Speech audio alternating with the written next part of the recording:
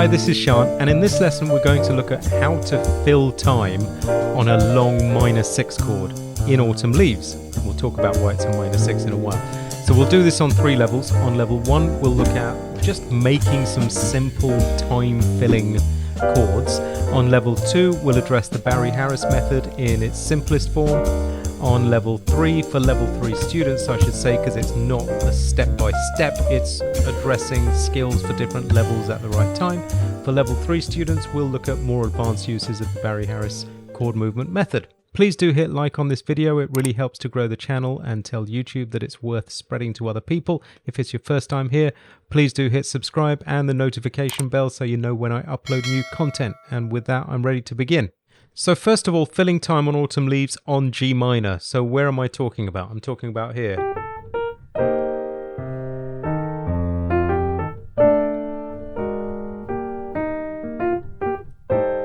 Right here,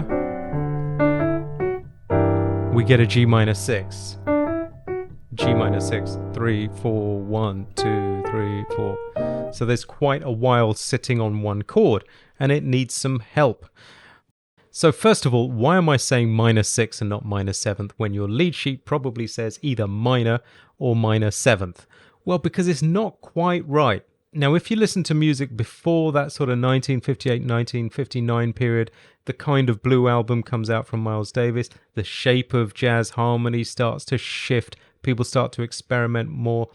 I'm not talking about what happens after that and what people start doing. I'm talking about the period before that when people are playing standards, listening to people like Barry Harris, Bud Powell, Teddy Wilson, Tommy Flanagan, Hank Jones, all those sorts of players, which are not all lumped into one, of course, but that kind of sound where the standards are being played. You will hear people playing minor 6 chords, 1, flat 3, 5, and 6. Okay, this is not a minor 6 chord, new people. It doesn't mean flatten the 6, it's a natural 6. So why minor 6 and not minor 7th? Well, to establish tonality anywhere, in other words, the sound of a key, we need a dominant chord on the 5th, this kind of sound. So to get to G minor, we're talking about D7 to G minor. I'm using G minor 6. There's my 6, I'm inverted. 5, 6, 1, 3. So melodic minor. For me, 1, 2, flat 3 in G. So here's G major. Just going to flat the 3. And for me it's the same in both directions. I know in classical lessons you might go up one way and down another way. For me the same, so I'm using what most people would call the ascending part of the melodic minor scale. What happens on the 1, 2, 3, 4, 5th position if I go through the scale and build a chord? I get D7.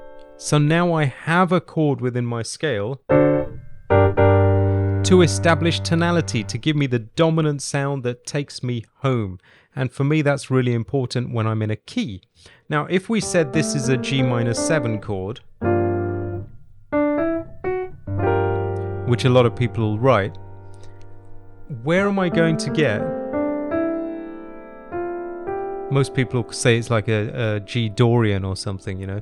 It doesn't matter if you don't know these terms, by the way. This is for people who do know, so I'm explaining to them why I'm doing it a certain way. If you're not there yet, that's fine. We're going to do stuff for your level in a moment.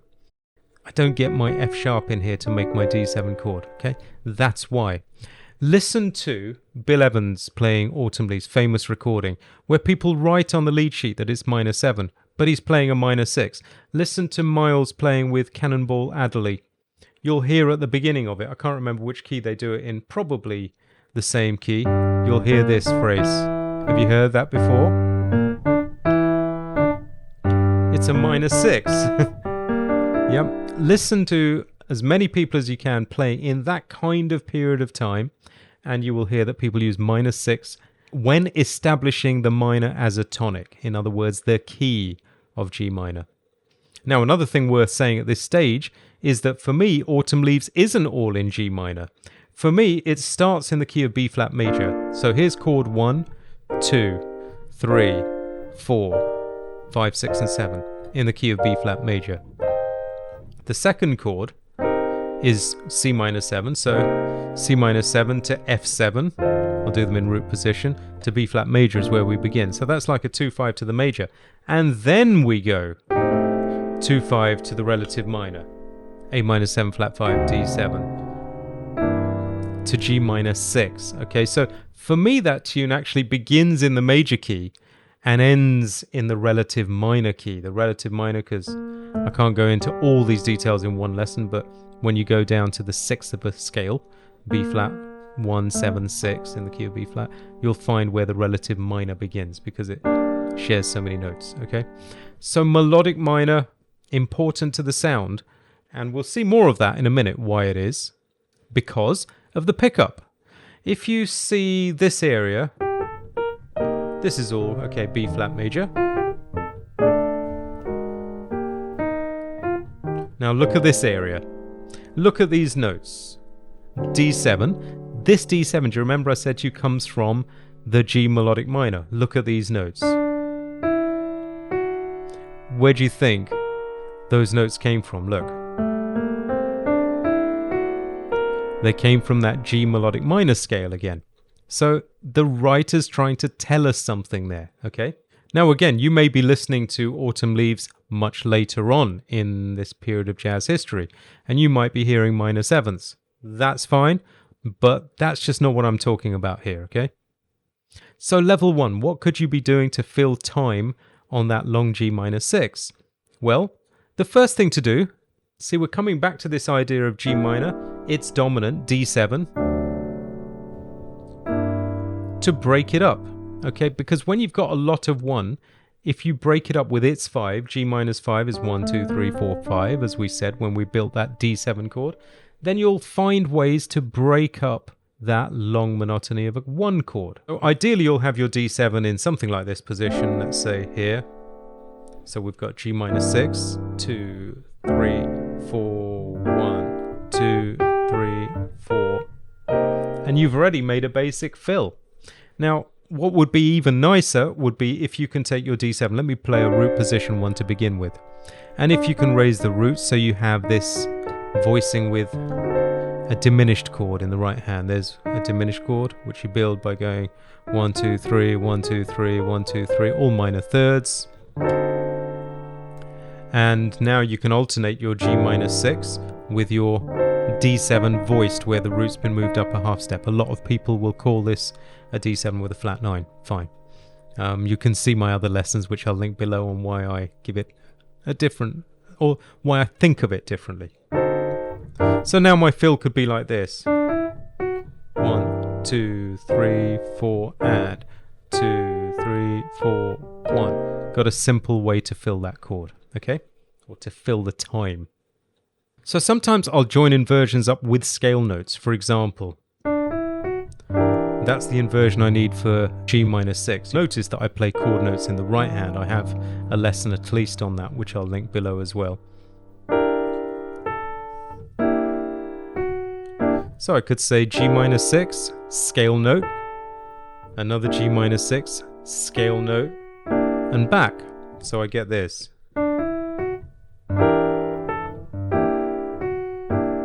Okay, notice this is a way of introducing the sound of that D7, because remember we used this D7 with this diminished chord above it.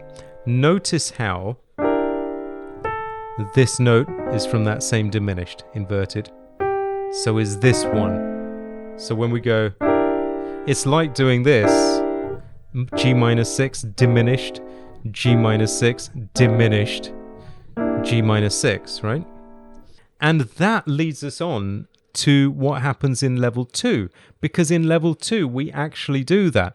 We can use the Barry Harris method and play what's called a minor 6 diminished scale. In the minor 6 diminished scale, in this case, we're going to take G minor 6 and alternate it with an A diminished. So here's a G minor 6, A diminished.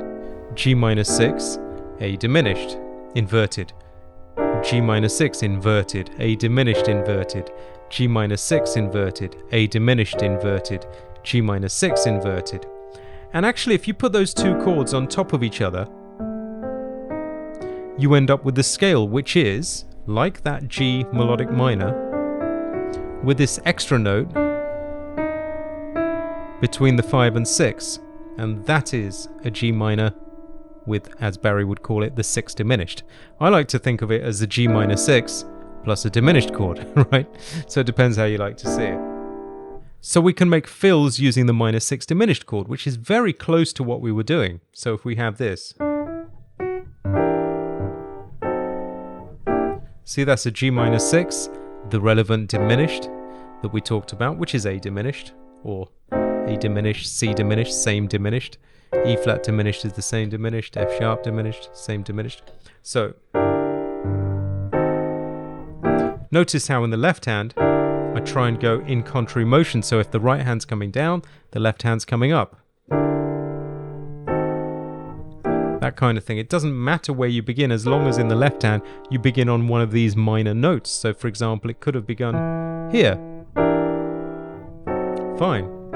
Could have begun, let's say, here. Probably won't be as nice, but it's okay. You know, you find the sounds you like. Also during the pickup, so the song has ended here, right? At the end of the A section, let's say something like this. Now this area, before you play another C minor 7, this area is also G minor 6. There's G minor 6, diminished, G minor 6, and I'm going to go in contrary motion in the left hand. Let's go from G in the left, down, something like that. So it's a fill in that area too. So once you've got some experience, some good experience with level 1 and 2, then you might move on to level 3, mixing diminished and minor notes. It's not to say that everything in level 1 and 2 is now invalid and it doesn't mean anything, you know, and it was just to get here. Those things are very useful as well.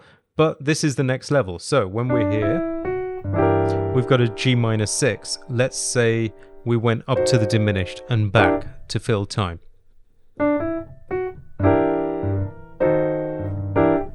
Maybe we'll just take the top 2 notes to diminished notes and back. That's mixing minor and diminished notes. It could be the top 3. So you get a bit more tension with that D in the same place. That kind of stuff. That's mixing minor and diminished notes. You might go... See, when we came down the scale, it wasn't just one note. It was 2 diminished notes. And then here, let's do this one. So that's the top 2 notes. This G minor 6, top 2 notes go to diminished. This G minor 6, top 2 notes come down to diminished. Now, if you drop 2, then it can get even more interesting. So drop 2 is when we take the second from the top, 1, 2, 3, 4, and put it down the bottom in the left hand. That's what drop 2 can do to a line that previously was getting quite crunched up here, which is alright. But that's really nice and spacious. So now we have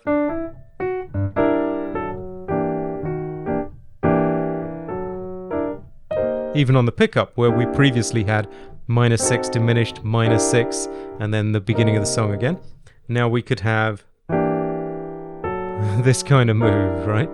So this is the top 2 notes. Let me explain it. This is the top 2 notes moving, and then the C minor 7. So this is G minor 6, 2 diminished notes, G minor 6, and then C minor 7 for the beginning of the song. But this time I'm going to take the second from the top and put it down here. Okay, so that's how far it can go once you get to drop 2. All of those things came from the same kind of material, the function of G minor 6 and A diminished, which can sound like D7 and plays the function of D7, and back to G minor 6 using tonic dominant tension release. We go into lots of depth on things like this over tunes, on jazz skills in our live webinars on 3 levels, and we have hundreds of lessons about developing fluency. We have a whole developing fluency course which is sequential. We have lessons on improvisation, on movements, on voicings, learning strategies, all kinds of stuff, and individual help too. So perhaps you'll join me there. But I hope you enjoyed this video, and see you on the next one. Bye for now.